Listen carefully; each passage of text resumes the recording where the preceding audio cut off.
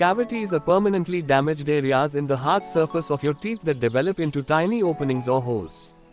Cavities, also called tooth decay or caries, are caused by a combination of factors, including bacteria in your mouth, frequent snacking, sipping sugary drinks, and not cleaning your teeth well.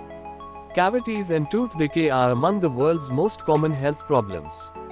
They're especially common in children, teenagers, and older adults.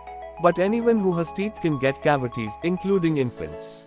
If cavities aren't treated, they get larger and affect deeper layers of your teeth. They can lead to a severe toothache, infection, and tooth loss. Regular dental visits and good brushing and flossing habits are your best protection against cavities and tooth decay.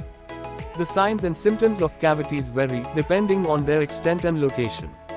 When a cavity is just beginning, you may not have any symptoms at all.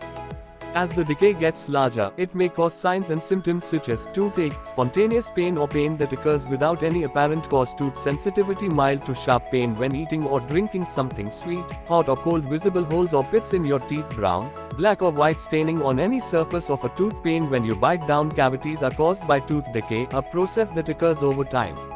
Here's how tooth decay develops. Plaque forms. Dental plaque is a clear sticky film that coats your teeth. It's due to eating a lot of sugars and starches and not cleaning your teeth well. When sugars and starches aren't cleaned off your teeth, bacteria quickly begin feeding on them and form plaque. Plaque that stays on your teeth can harden under or above your gum line into tartar calculus.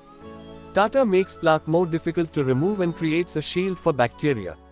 Plaque attacks. The acids in plaque remove minerals in your tooth's hard outer enamel. This erosion causes tiny openings or holes in the enamel, the first stage of cavities. Once areas of enamel are worn away, the bacteria and acid can reach the next layer of your teeth, called dentin.